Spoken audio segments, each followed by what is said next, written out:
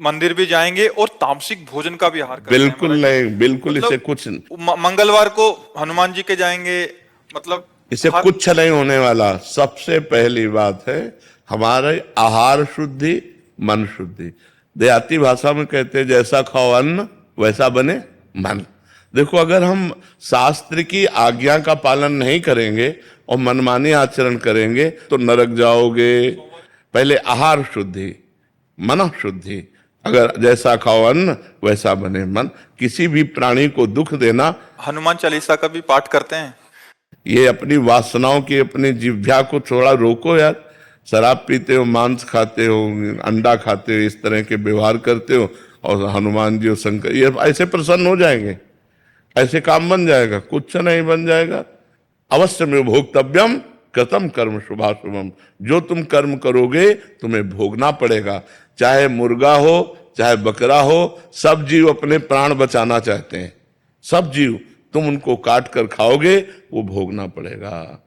राम जी के रूप में भगवान ने यदि बाली के चरण में बाण मारा, तो भगवान श्री कृष्ण के चरण में व्याध के रूप में उसने बाण मारा। देखो ना, लीला देखो। भगवान ने अंतिम अपनी लीला, जो श्री कृष्ण लीला है, वो यहां संपन्न की कि भगवान के चरण में व्याध जो है बाण मार रहा है। अब आप विचार करो, जब वो सरकार समर्थ होते हुए भी अपने लीला का लीला दर्शन कराते हैं। श्रवण कुमार के वध का संयोग बन गया दशरथ जी के हाथ से, शब्द वेदी बाण मार दिया। तो देखो, उनका जो कर्म था वो तड़प तड़प के अपने पुत्र भगवान राम के वियोग में प्राण त्यागना पड़ा कि नहीं पड़ा? भगवान उसको मिटा सकते थे, लेकिन भगवान नहीं मिटाते। अवश्य में वो भोक्तव्यम, गीता जी में कहा है।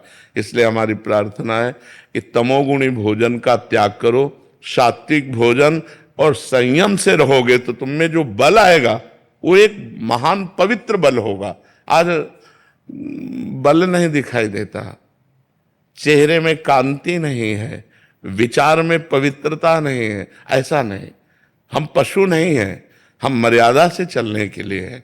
हमारी मर्यादा बनाई गई, शास्त्र मर्यादा हमारी कानून व्यवस्था है। यदि हम शास्त्र मर्यादा से चलेंगे, शास्त्र कानून से चलेंगे, तो हमारा मनुष्य जीवन सार्थक हो जाएगा, नहीं तो निरर्थक हो जाएगा।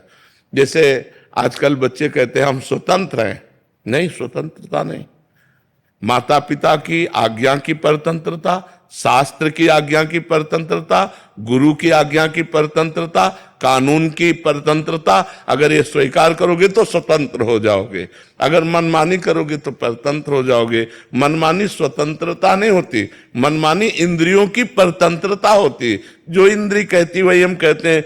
आप अपने को स्वतंत्र समझते हैं इंद्रियों के गुलाम, मन के गुलाम, तो स्वतंत्रता कहाँ है? स्वतंत्रता तब होगी जब हमारी बात पुनः समझ ले, शास्त्र आज्ञा के अधीन चलोगे, गुरु के अधीन चलोगे, संतों की वाणी के अधीन चलोगे। भगवान शास्त्र और संतों के रूप में विराजमान है, तो आप स्वतंत्र हो जाओगे, माया मुक्त हो जाओगे।